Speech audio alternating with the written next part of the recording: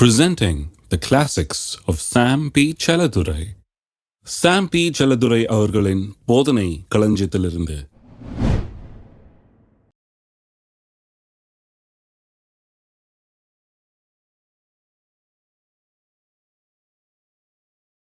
ரட்சிப்பை நமக்கு கொடுத்த தேவன் இயேசு கிறிஸ்துவின் மூலமா ரட்சிப்பை உண்டாக்கி இருக்கிறார். இயேசுவின் மூலமா நமக்கு ரட்சிப்பு உண்டாயிருக்கிறது. இதெல்லாம் கொடுத்திருக்கிறார். இதை நாம் எடுத்துக்கொள்ள வேண்டும் என்றால், பெற்றுக்கொள்ள வேண்டும் என்றால், இதை அடைய வேண்டும் என்றால், பாருங்க, பாவ மன்னிப்பு இருக்குது, சுகம் இருக்கிறது, பாதுகாப்பு இருக்குது, எல்லா பிசாசின் சக்திகள் மேலும் ஜெயம் இருக்கிறது, விடுதலை இருக்கிறது, அவைகளின் பிடியிலிருந்து எல்லாம் இருக்குது. பாருங்க, அதிகாரம் இருக்குது, வல்லமை இருக்குது, எல்லாம் இருக்குது. ஆனால் இது நமக்கு சொந்தமாக வேண்டும் என்றால் அதை எப்படி சொந்தமாக்குவது? இதெல்லாம் எப்படி இருக்குதுன்னா, இதெல்லாம் பேங்க்ல டெபாசிட் மாதிரி இருக்குது. இப்படி சொன்னதா விளங்கும். இதெல்லாம் நமக்காக நம்முடைய பரலோக பிதா டெபாசிட் பண்ணி வைத்திருக்கிறார். இப்போ இதெல்லாம் நாம் பெற வேண்டும் என்று சொன்னால் நான் என்ன பண்ண வேண்டும்? நான் போய் அந்த டெபாசிட்டை இருக்குதுன்னு எனக்கு தெரிஞ்சு நான் செக் புக் எடுத்து, டெபாசிட் மட்டும் இல்லை, எனக்கு பவர் ஆஃப் அட்டர்னியும் கொடுத்துட்டு, செக் புக்கை கையில் கொடுத்துட்டு பவர் ஆஃப் அட்டர்னியும் கொடுத்துட்டு நீ கையெழுத்து போட்டுக்கன்னு சொல்லிட்டு போயிருக்காரு. வித்ட்ரா பண்ணிக்க என்ன வேணும்னாலும் சொல்லியிருக்கிறாரு. இவ்வளவு டெபாசிட்டில் இருக்குது. டெபாசிட் குறையவே குறையாது. நீ எவ்வளோ எடுத்தாலும் அதில் குறையவே போகிறதில்லை. பவர் ஆஃப் அட்டர்னி உனக்கு தர்றேன், நீ எடுத்து உன்னுடைய பிரயோஜனத்துக்காக நீ எவ்வளோ வேணா யூஸ் பண்ணிக்க, உன்னுடைய தேவைகள் சந்திக்கப்படும்படியாக எவ்வளோ வேணா வித்ட்ரா பண்ணிக்கலாம்னு சொல்லி கொடுத்துட்டு போயிருக்கிறார். அதை எடுக்கிறதுக்கு அதிகாரம் தான் இயேசுவின் நாமம். அநேகருக்கு இது பெரிய கஷ்டம். பாருங்க, இதை எப்படி சிந்திக்கிறது தான் அவங்களுக்கு ரொம்ப கஷ்டமாக இருக்குது. எப்படி இயேசுவின் நாமத்தை உபயோகப்படுத்தி, அதை உச்சரித்து, அதை உபயோகப்படுத்தி காரியங்களை சாதிப்பது என்பதை குறித்து ஒரு நிமிஷம் பார்ப்போம். நாம இன்னும் கொஞ்சம் முதல்ல ரட்சிப்பை பார்ப்போம். ரட்சிப்பு எப்படி உண்டாகிறது? ஏன்னா அதே மாதிரி தான் சுகமும் உண்டாகிறது, அதே மாதிரி தான் விடுதலையும் உண்டாகிறது, அதே மாதிரி தான் செழிப்பு உண்டாகிறது, அதே மாதிரி தான் எல்லாம் உண்டாகிறது. ஒன்றை எப்படி பெற்றுக்கொள்கிறோமோ அப்படியே தான் மற்ற எல்லாவற்றையும் பெற்றுக்கொள்கிறோம். மெத்தட் ஒன்று தான். ஆனால் ரட்சிப்பை முதல்ல பார்ப்போம். ஏன்னா அது ரொம்ப சுலபமாக நமக்கு சில நேரத்தில் விளங்கிக் கொள்கிறோம். ஏன்னா பரவலாக அது போதிக்கப்படுகிறது. ரட்சிப்பை பற்றி பார்த்தீர்கள் என்று சொன்னால், ரட்சிப்பு குறித்து என்ன சொல்லியிருக்கிறது? உன் இருதயத்தில் விசுவாசித்து வாயிலே இயேசுவை ஆண்டவர் என்று அறிக்கை செய்தால் ரட்சிக்கப்படுவாய். அப்போ இருதயத்தில் விசுவாசிக்கிறோம். என்ன விசுவாசிக்கிறோம்? இயேசு எனக்காக மரித்தார், எனக்காக ரத்தம் சிந்தினார், என்னுடைய பாவங்களை சுமந்து தீர்த்தார், என்னுடைய பாவங்களை அவர் பரிகரித்து இருக்கிறார் என்பதை இருதயத்தில் விசுவாசிக்கிறேன். இயேசு தேவனுடைய குமாரன் என்பது இருதயத்தில் விசுவாசிக்கிறேன். அவர் எனக்காக எல்லாவற்றையும் செய்திருக்கிறார் என்பது இருதயத்தில் விசுவாசிக்கிறேன். வாயில அவரை ஆண்டவர் என்று அறிக்கை செய்கிறேன். அப்போ ரட்சிப்பு எப்படி வருகிறது? அவருடைய நாமத்தினால தான் ரட்சிப்பு வருகிறது.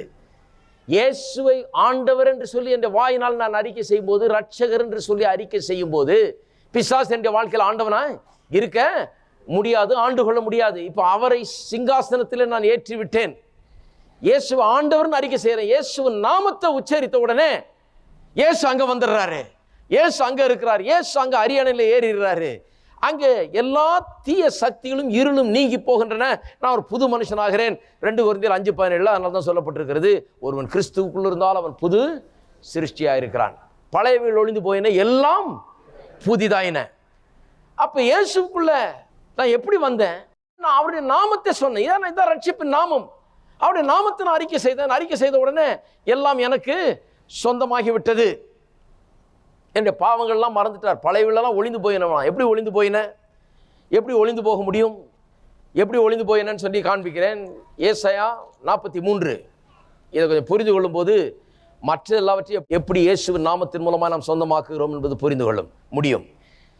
ஏசாயா 43:25 நானே உன் மீறுதல்களை என் நிமித்தமாகவே குலைத்து போடுகிறேன், உன் பாவங்களை நினையாமலும் இருப்பேன். அப்போ பழையவில் ஒளிந்து போயினே எல்லாம் புதிதாக என்ன அர்த்தம்? கர்த்தர் இனிமேல் நினைச்சு கூட பார்க்க மாட்டாராம் என்னுடைய பாவங்களை, நினையாமல் இருப்பேன் என்று அவர் சொல்லிவிட்டார். அவர் அப்படி சொல்லிட்டதுனால இனிமே என்னுடைய பாவங்கள் தேவன் முன்பாக வருவதில்லை. ஏன்னா கர்த்தர் சொல்லிட்டார், என்னுடைய பாவங்களை நான் நினைத்து கூட பார்க்க மாட்டேன். ஆகவே நான் விசுவாசிக்கிற பழையவைகள் ஒளிந்து போயின. சில நேரத்தில் பிசாசு சொல்கிறான், அது எப்படி ஒளிஞ்சு போச்சு? ஒளிந்து போயினன்னு எப்படி நீ நம்பலாம்? எல்லாம் அப்படி தானே இருக்குது, எனக்கு ஞாபகம் இருக்குதுன்னு. அட, உனக்கு ஞாபகம் இருக்கலாம்ப்பா, கர்த்தருக்கு ஞாபகமே கிடையாது. அவர் ஞாபகத்தில் வைத்துக் கொள்வதே கிடையாது. கர்த்தரே அதை மறக்கும்போது நானே அதை போய் நோண்டிகிட்டு இருக்கணும். நோண்ட வேண்டியது அவசியம் இல்லை. நான் கர்த்தரை ஸ்தோத்தரிக்கிறேன். ஆண்டவரே ரட்சிப்புக்காக உமக்கு ஸ்தோத்திரம். சில நேரத்தில் ஒரு மாதிரி இருக்குது, இவ்வளோ தப்பெல்லாம் செஞ்சுருக்கிறோமே, இதெல்லாம் உண்மையாகவே போச்சானே. அது ஃபீலிங் வேற, ஃபேக்ட் வேற, சத்தியம் வேற. சத்தியம் என்ன சொல்லுகிறது? என்னுடைய பாவங்களை அவர் ஒருபோதும் நினைத்து கூட பார்ப்பது கிடையாது. அப்போ நான் ஃபீலிங்கை உதறி தள்ளுகிறேன், தேவனுடைய வார்த்தை எடுத்துக்கொள்கிறேன். வார்த்தை சொல்லுகிறது அவர் என்னுடைய பாவங்களை நினைக்கிறது இல்லை.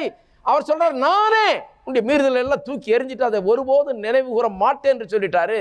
ஆகவே என்னுடைய ஃபீலிங்கை நான் தூக்கி எறிந்து விட்டு என்னுடைய ஃபேக்டை நான் எடுத்து வைத்துக் கொள்கிறேன். அப்போ ஃபேக்ட் மாதிரியே ஃபீலிங்கும் ஆகுது. என்னுடைய சத்தியத்தை நான் எடுத்துக்கொள்ளும் போது என்னுடைய ஃபீலிங்கும் மாற ஆரம்பிக்கிறது, உணர்ச்சிகளும் மாற ஆரம்பிக்கிறது. பாருங்க, மீகா 7ஆம் அதிகாரம் 19ஆம் வசனம். மீகா 7:19. அவர் திரும்ப நம்மேல் இறங்குவார், நம்முடைய அக்கிரமங்களை அடக்கி நம்முடைய பாவங்களை எல்லாம் சமுத்திரத்தின் ஆழங்களில் போட்டு விடுவார். எங்க போட்டு விடுவாரா? சமுத்திரத்தின் ஆழத்தில். சமுத்திரத்தின் ஆழத்தில் போட்டால் கூட சிலர் போய் அங்கேருந்து போய் எடுத்துட்டு வராங்க பாருங்க. அவர் சொல்றாரு, நான் சமுத்திரத்தின் ஆழத்தில் ஏன் போடுறேன்னா, நீ போய் எடுக்க பார்ப்பேன்னு தெரியும், மிதக்க விட்டா அங்கே போய் கண்டுபிடிச்சி தூக்கிட்டு வருவேன்னு தெரியும், இல்லை அழகில் அடிச்சு இங்கே கொண்டு வந்துருன்னு தெரியும். அதனால சமுத்திரத்தின் ஆழத்தில் கொண்டு போய் போட்டுறேன், அங்கே போட்டுறேன். ஏன்னா இன்னும் அது உனக்கு முன்னால் வரவே கூடாது, சமுத்திரத்தின் ஆழத்தில் கிடக்கட்டும், யாரும் போகக்கூடாத ஆழத்தில், மனுஷனுக்கு எட்டாத ஆழத்தில் அதை போட்டு விடுகிறேன் என்று சொல்லி இருக்கிறார். செஞ்சாரா இல்லையா? பழையவெல்லாம் ஒளிந்து போயின எல்லாம் புதிதானே. எங்கே ஒளிஞ்சு போச்சு? சமுத்திரத்தின் ஆழத்தில் போச்சு. அவருடைய நினைவிலேயே அது வருகிறது இல்லை. அவர் அதை கம்ப்ளீட்டாக மறந்து போகிறார், அது இல்லாதது போல அவர் நடந்து கொள்கிறார். இதுதான் ரட்சிப்பு.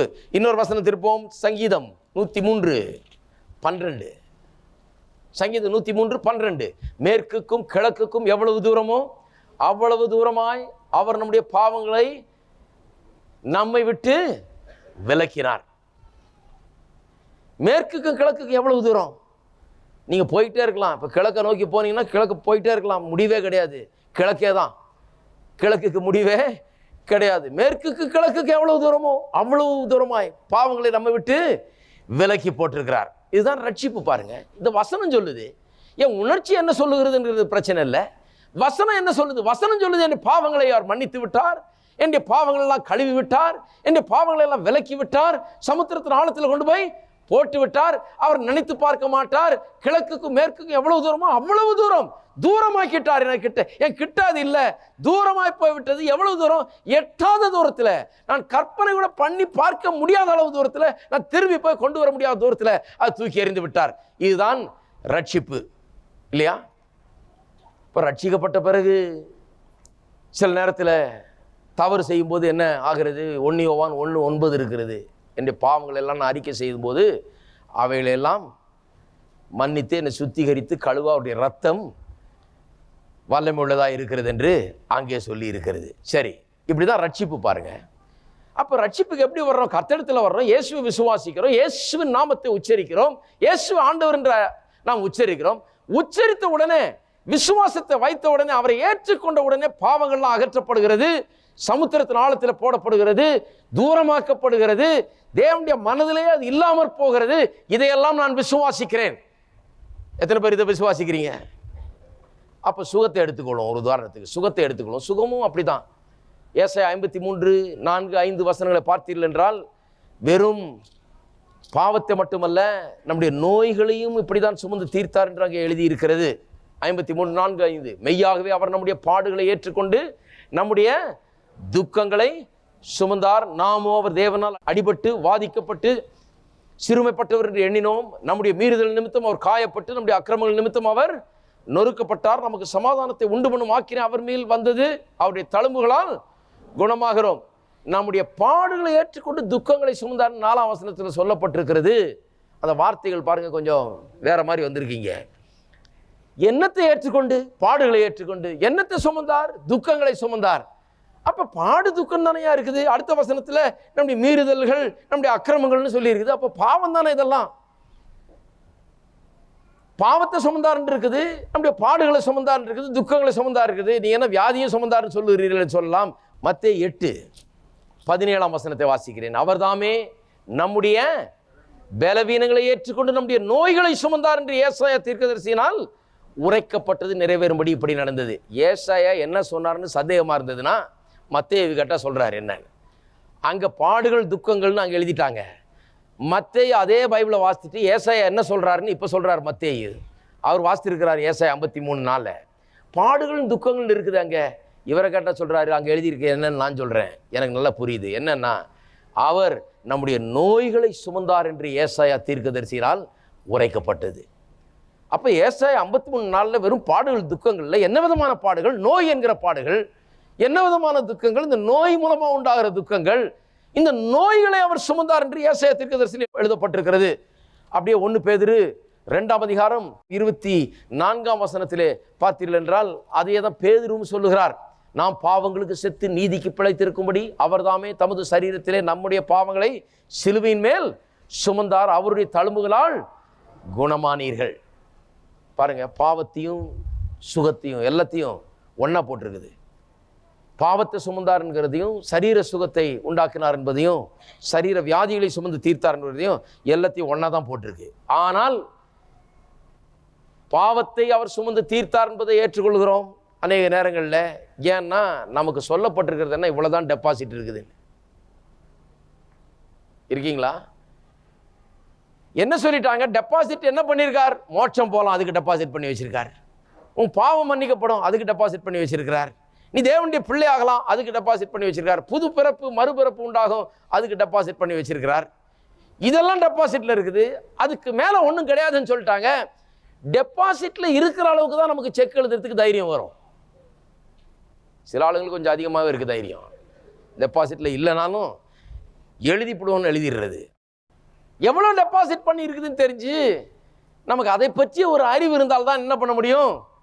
செக் எழுத முடியும். அப்போ செக் எழுதும்போது எனக்கு டெபாசிட்டில் 1 லட்சம் டெபாசிட் பண்ணியிருக்குதுன்னு சொன்னால் அதுக்கு 5000 ரூபாய்க்கு நான் செக் எழுதுறதுக்கு பெரிய விசுவாசம் தேவையில்லை. உட்காந்துக்கிட்டு இருங்க பிரதர், கொஞ்சம் 2 நாள் உபவாசம் பண்ணி ஜெபம் பண்ணிவிட்டு நான் அப்புறம் எழுதுறேன்னு சொல்கிறது இல்லை. நான் ₹1,00,000 இருக்குது, அதில் வெறும் 5% தான் செக் எழுதுறேன். நான் இவ்வளோ தான் எடுத்துக்கொள்கிறேன். இதுக்கு என்ன பெரிய 1 லட்சம் இருந்து எனக்கு ஒரு 1,10,000 தேவைப்படுறதுன்னா அப்போ நான் விசுவாசிக்க வேண்டியதாக இருக்குது. இப்போ இருக்கிறத எடுத்துக்கொள்றதுக்கு விசுவாசம் என்ன? இருக்கிறத நான் எடுத்துக்கொள்றதுக்கு என்ன தேவை? பவரப்பட்ட டாக்குமெண்ட் கையில் வேணும், செக்கு புக்கு கையில் வேணும், ஒரு பேனா ஒன்று கையில் வேணும். கையெழுத்து போடுறதுக்கு எழுத தெரியலனா கூட பரவாயில்ல, எனக்கு தெரியும் ஒரு ஆள் படமாக வரைஞ்சிருவார் அப்படியே பேரை. எதுவாக இருந்தாலும் சரி, பணத்தை எடுக்க முடியும், பெற்றுக்கொள்ள முடியும். எனக்கு பவரப்பட்டன் இருக்குது, டெபாசிட் அங்கே இருக்குது, செக் புக்கு கையில் இருக்குது, இதை எழுதி நான் எடுத்துக்கொள்வேன். இதுக்கு ஒரு பெரிய விசுவாசம் தேவையில்லை. இயேசு நாமம் எனக்கு இருக்குது, அந்த நாமத்தில் எல்லாம் அங்கே இருக்குது. இந்த நாமத்தை சொன்னால் எது வேண்டும் என்றால் கிடைக்கிறது. ஆகவே இந்த நாமத்தை நான் உச்சரிக்கிறேன், எல்லாவற்றையும் எடுத்துக்கொள்கிறேன். இருக்கீங்களா? பேங்க்ல டெபாசிட் இருக்குதுன்னு நம்புறதுக்கு ஒன்றும் பெரிய கஷ்டம் இல்லை. இங்கே தான் பிரச்சனை பாருங்க. சரிங்கய்யா, பேங்க்ல டெபாசிட்னா ரசீது தர்றாங்கய்யா, ரசீதை பார்த்து நல்லா உத்து பார்த்து இது 4 சைபரா 5 சைபரா 6 சைபரா, இந்த நம்பருக்கு பிறகு எந்த சைபர் வருது எத்தனை சைபர் வருதுன்னெலாம் பார்த்து 4 தடவை செக் பண்ணி அப்புறம் எழுத்துற வேறு எழுதியிருக்கிறாங்க 5,65,070 ரூபீஸ்ன்னு எழுதியிருக்கிறாங்க. இதெல்லாம் பார்த்து கரெக்டாக வாஸ்து பார்த்து சீல் குத்தி இருக்குது, பேங்க் சீலு பார்த்தோன்னே எனக்கு தெரியுது என் பேங்க்கில் இருக்குது. எனக்கு ஏது என் ரசீது? இந்த இதுக்கு என்ன ரசீது இருக்குது? சுகம் எனக்கு உண்டு என்கிறதுக்கு ரசீது என்ன? செழிப்பு எனக்கு உண்டாயிருக்கிறது என்கிறதுக்கு ரசீது என்ன? எனக்கு விடுதலை உண்டு என்பதற்கு ரசீது எங்கே? எனக்கு வெற்றி உண்டு என்பதற்கு ரசீது எங்க? நான் சொல்றேன் எங்க ரசீதுன்னு. இதுதான் என்னுடைய ரசீது. எங்க பிரச்சனைனா, எங்க பிரச்சனைன்னு சொன்னா வேத புஸ்தகத்தை ரசீதை வாசிக்கிற மாதிரி வாசிக்கிறது இல்லை. நிறைய பேர் வேத புஸ்தகத்தையே வாசிக்கிறது இல்லை. ஏன்னா இந்த ரசீது மாதிரி தெரியல உங்களுக்கு. பேங்க்ல உங்களுக்கு உங்களுடைய தகப்பனார் நூற்றுக்கணக்கான கோடி ஆயிரக்கணக்கான கோடிகளை போட்டு வச்சுட்டு ரசீதை கையில் கொடுத்து பவரப்பட்ட நீ கையில் கொடுத்து வச்சுக்கோன்னு சொன்னால் என்ன பண்ணுங்க? அந்த ரசீதை ஒரு 4 தடவை திருப்பி எடுத்து பார்த்து நல்லா வாஸ்து பார்த்து கரெக்டாக அமௌண்ட் இதுதானா அப்படின்னு சொல்லி ஒரு பைசா வரைக்கும் இப்போ நல்லா கேர்ஃபுல்லாக பார்க்க ஆரம்பிப்பீங்க. ஆனால் வேத புஸ்தகத்தில் இந்த உலகத்தில் இருக்கிற எல்லா மனுஷரை காட்டிலும் அதிகமாக நமக்கு டெபாசிட் செய்து வைத்து நாம் நினைக்கிறதும் கேட்கறதுக்கு மிகவும் அதிகமாய் தம்முடைய ஐஸ்வர்யத்தின்படி நம்முடைய தேவையை சந்திக்கும்படியாக எல்லாவற்றையும் செய்யும்படியாக டெபாசிட் செய்து என்ன டெபாசிட் பண்ணியிருக்குன்னு ரசீது ஒன்று கையில் கொடுத்துட்டு போயிருக்காரு. இருக்கீங்களா? அப்போ இதை நான் ரசீது புக்கு மாதிரி வாசிக்கணும், பாஸ்புக் மாதிரி வாசிக்கணும், என்னுடைய பேங்க் ஸ்டேட்மெண்ட் மாதிரி வாசிக்கணும். இது ஒரு ஸ்டேட்மெண்ட். எனக்கு என்ன கொடுக்கப்பட்டிருக்கிறது என்பதை அறிவிக்கிற ஒரு ஸ்டேட்மெண்ட் இது. இந்த ஸ்டேட்மெண்ட்டை வாசித்தால் நான் தரித்திர எண்ணம் உள்ளவனாக இருக்க முடியாது. இந்த ஸ்டேட்மெண்ட்டை வாசித்தால் குறைவை நான் பேச முடியாது. இந்த ஸ்டேட்மெண்ட்டை வாசித்தால் தாழ்ச்சியை நான் பேச முடியாது. இந்த ஸ்டேட்மெண்ட்டை நான் வாசித்தால் நான் குறை உள்ள, என்கிட்ட ஒன்று இல்லை, நான் ஏழை, நான் குப்பை தூசின்றதை பேசவே முடியாது. ஆகவே தான் இந்த ஸ்டேட்மெண்ட்டை எடுத்து வைத்துக்கொண்டு நன்றாக இதை வாசிக்க வேண்டும். எனக்கு எப்பேற்பட்ட ஐஸ்வர்யம் கொடுக்கப்பட்டிருக்கிறது, எனக்கு என்னவெல்லாம் வழங்கப்பட்டிருக்கிறது என்பதை இங்கே நான் வாசிக்கிறேன். இப்போ பாஸ்புக்கு ஸ்டேட்மெண்ட்டை வாசிக்கிறது போல இதை வாசிக்கணும். எத்தனை பேர் இதை அப்படி வாசிக்கிறீங்க? நாளையிலேருந்து அப்படியே வாசிக்க சொல்கிறேன். என்ன இருக்குது எனக்காக? எங்கே பார்த்தாலும் அதுதான் இருக்குது. இங்கே எனக்காக என்ன இருக்குதுன்றது தான். டெபாசிட்டில் எவ்வளோ இருக்குது, எவ்வளோக்கு செல்லும் இந்த செக்கு, நான் எவ்வளோ எடுத்துக்கொள்ளலாம், நான் எதை பெற்றுக்கொள்ளலாம், இதுதான் இங்கே இருக்குது. நான் வாசி காமிக்கிறேன் பாருங்கள். எபேசியர் 1ஆம் அதிகாரம் 3ஆம் வசனம். எல்லாம் எடுங்க பாஸ்புக்கை. பாஸ்புக்கை படிச்சுட்டு தான் செக் எழுதணும். ஜெபம் தான் செக் எழுதுகிற நேரம். டெய்லி பாஸ்புக்கை படிக்கணும், செக்கை எழுதணும், வேதத்தை படிக்கணும், ஜெபம் பண்ணணும். பாஸ்புக்கில் என்ன இருக்குன்னு சொல்லியிருக்கோ அதையெல்லாம் வித்ட்ரா பண்ணிக்கலாம். நமக்கு தேவைக்கேற்றபடி எப்போ வேணுமென்றாலும் நாம் வித்ட்ரா பண்ணிக்கலாம். என்னென்ன தேவையோ, எதுவெல்லாம் தேவையோ வித்ட்ரா பண்ணிக்கொள்ளலாம். அதுக்கு தான் இயேசுவின் நாமம். இயேசுவின் நாமத்தில் அதை வித்ட்ரா பண்ண வேண்டும். வாசிக்கிறேன் பாருங்க. என்ன இருக்குது? பாஸ்புக் எடுத்துட்டீங்களா? எல்லாம் சொல்லுங்க. எல்லாம் பைபிளை ஓய்த்து காமிங்க பார்ப்போம். இது என்னுடைய பாஸ்புக். என்னுடைய பரலோக வங்கியில பரலோகத்தின் தேவன், இரக்கத்தில் ஐஸ்வர்யவர், ஐஸ்வர்ய சம்பன்னர், ஏராளம் தாராளமாய் என்னுடைய தேவையை சந்திக்கும்படியாக தம்முடைய ஐஸ்வர்யத்தின்படி எனக்காக என்ன போட்டு வைத்திருக்கிறார் என்பதை சொல்லுகிற புஸ்தகம். அதனால தான் இதை பற்றி வைக்கப்படவே கூடாது. இதை கையில் எடுத்துகிட்டு வரணும், இதை வாசிக்கணும், இதை ரொம்ப கவனமாக வாசிக்கணும். இதை கோட்டை விட்டுறக்கூடாது. எங்கேயாவது 2 சைபர் விட்டால் போது குறைஞ்சிருது. அதனால் கவனியுங்கள். வாசிக்கிறேன். எபேசியர் 1ஆம் அதிகாரம் 3ஆம் வசனம் வாசிப்போமா? நம்முடைய கர்த்தராகிய இயேசு கிறிஸ்துவின் பிதாவாகிய தேவனுக்கு ஸ்தோத்திரம். அவர் கிறிஸ்துவுக்குள் உன்னதங்களிலே ஆவிக்குரிய சகல ஆசீர்வாதத்தாலும் நம்மை ஆசீர்வதித்திருக்கிறார். அப்படின்னா என்ன அர்த்தம்? சிம்பிள் லாங்குவேஜ் சொல்கிறேன். எல்லா தேவைகளும் சந்திக்கும்படியாக அவர் டெபாசிட் பண்ணி வைத்திருக்கிறாருன்னு அர்த்தம். உங்களுக்கு என்னென்ன தேவையோ அதுக்கு வேண்டிய எல்லா டெபாசிட்டையும் பண்ணி வைத்திருக்கிறார். எல்லா ஆசீர்வாதத்தாலும் ஆசீர்வதித்திருக்கிறார். தமக்கு முன்பாக நாம் அன்பில் பரிசுத்தமுள்ளவர்களும் குற்றமுள்ளவர்களுமாக இருப்பதற்கு அவர் உலக தோற்றத்துக்கு முன்னே கிறிஸ்துவுக்குள் நம்மை தெரிந்து கொண்டபடியே, உலக தோற்றத்துக்கு முன்னாலே என்ன பண்ணிட்டாராம்? பரிசுத்தம் உள்ளவனாய் குற்றமற்றவனாய் நான் இருக்கும்படியாக என்னை தெரிந்து கொண்டு விட்டார். இது எனக்காக தேவன் பண்ணி இருக்கிற டெபாசிட். என்னுடைய பாவம் மன்னிப்பு, என்னுடைய பாவம் கழுவப்படுகிறது, அகற்றப்படுகிறது, சமுத்திரத்தின் ஆழத்தில் போடப்படுவது, நான் புது மனுஷன் ஆவது, எல்லாம் தேவன் உலக தோற்றத்துக்கு முன்னாலே எனக்கு டெபாசிட் பண்ணிட்டாருங்க.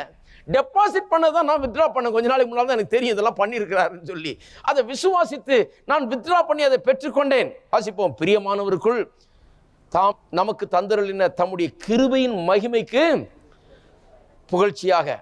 பிரியமானவருக்குள் தாம் நமக்கு தந்தருளின என்னெல்லாம் டெபாசிட் பண்ணியிருக்காரு? இயேசு கிறிஸ்துவின் மூலமாய் தந்தருளின தம்முடைய கிருபையின் மகிமைக்கு புகழ்ச்சியாக தம்முடைய தயவுள்ள சித்தத்தின்படியே நம்மை இயேசு கிறிஸ்து மூலமாய் தமக்கு சுவிகார புத்திரராகும்படி முன் குறித்திருக்கிறார். டெபாசிட்ல இருக்கிற ஒரு விஷயம் என்னன்னா, என்ன அவர் புத்திரன் என்று அறிவித்து விட்டார், முன் குறித்து விட்டார். நான் புத்திரன், அதுதான் என்னுடைய டைட்டில், அதுதான் என்னுடைய பொசிஷன், அதுதான் என்னுடைய பிளேஸ், என்னுடைய இடம் அதுதான், என்னுடைய ஸ்லாக்கியம் அதுதான். அவருடைய கிருபையின் ஐஸ்வர்யத்தின்படியே 7 இவருடைய ரத்தத்தினாலே பாவ மன்னிப்பாகிய மீட்பு இவருக்குள் நமக்கு உண்டாக போகிறது. அப்படியா இருக்கு? உண்டாக இருக்கிறதுங்க. ஏற்கனவே இருக்கு டெபாசிட்டட். பாவ மன்னிப்பாகிய மீட்பு எனக்கு உண்டாயிருக்கிறது. இவருக்குள் பாவ மன்னிப்பாகிய மீட்பு எனக்கு உண்டாயிரு. பாவ மன்னிப்புக்கு தேவையான சகல டெபாசிட்டும் ஏற்கனவே குறைவில்லாமல் போடப்பட்டிருக்கிறது. அந்த கிருபையை அவர் சகல ஞானத்தோடும் புத்தியோடும் எங்களிடத்தில் பெருக பண்ணினார். காலங்கள் நிறைவேறும் போது விளங்கும் நியமத்தின்படி பரலோகத்தில் இருக்கிறவர்களும் பூலோகத்தில் இருக்கிறவர்களும் ஆகிய சகலமும் கிறிஸ்துவுக்குள்ளே கட்டப்பட வேண்டும் என்று தமக்குள்ளே தீர்மானித்திருந்த தம்முடைய தயவுள்ள சித்தத்தின் ரகசியத்தை எங்களுக்கு அறிவித்தார். மேலும் கிறிஸ்துவின் மேல் முன்னே நம்பிக்கையாக இருந்த நாங்கள் அவருடைய மகிமைக்கு புகழ்ச்சியாக இருக்கும்படி தமது சித்தத்தின் ஆலோசனைக்கு தக்கதாக எல்லாவற்றையும் நடப்பிக்கிற அவருடைய தீர்மானத்தின்படியே நாங்கள் முன்குறிக்கப்பட்டு கிறிஸ்துவுக்குள் அவருடைய சுதந்திரராகும்படி தெரிந்து கொள்ளப்பட்டோம். இருக்கீங்களா? அவருடைய சுதந்திரங்க நாம. அப்படின்னா அவருக்குள்ள எல்லாவற்றையும் இன்ஹெரிட் பண்ணுகிறவர்கள் நாம், சொந்தமாக்கி கொள்ளுகிறவர்கள் நாம். அவருக்குள்ளதான் நமக்கு சொந்தம்.